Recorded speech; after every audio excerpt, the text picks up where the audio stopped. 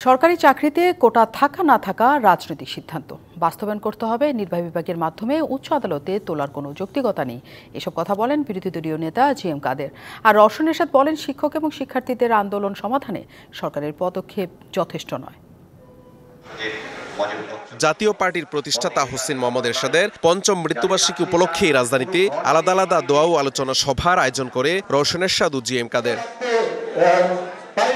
কাকরাইলে institution of diploma engineers মিলনায়তনে শিক্ষক ও শিক্ষার্থীদের আন্দোলন নিয়ে কথা বলেন জাতীয় পার্টির একাংশের চেয়ারম্যান রওশন এরশাদ। ছাত্র শিক্ষকরা আন্দোলন করছে, দেশের বেকার সমস্যা বেড়ে চলছে।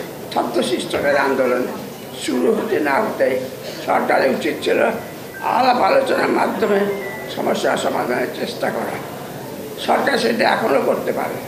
রমনায় ইঞ্জিনিয়ার্স ইনস্টিটিউশনে কোটা থাকা না থাকা নিয়ে কথা বলেন বিরোধী দলীয় নেতা জিএম কাদের। কোটা হবে কি হবে না, কখন হবে, কতটুকু হবে, এটা সম্পূর্ণ রাজনৈতিক সিদ্ধান্ত এবং বাস্তবায়িত হবে প্রশাসনের মাধ্যমে।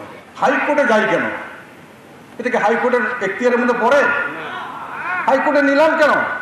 নগদের কাছে সব গ্রাহকই প্রিয়, তাই তো সারা দেশে ক্যাশ আউট চার্জ সবচেয়ে কম। যারা অগ্রসর হতে পারে নাই, যারা আমাদের সঙ্গে সমান তালে চলতে পারছে না, বৈষম্যের কারণে কিছু না পিছিয়ে আছে, তাদেরকে সামনে এগিয়ে দেওয়ার জন্য শুধু কোটা করা যেতে পারে।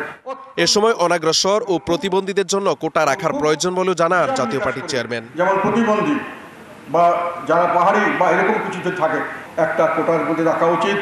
Mahmudul Hasan Nazim, DBC news, Dhaka.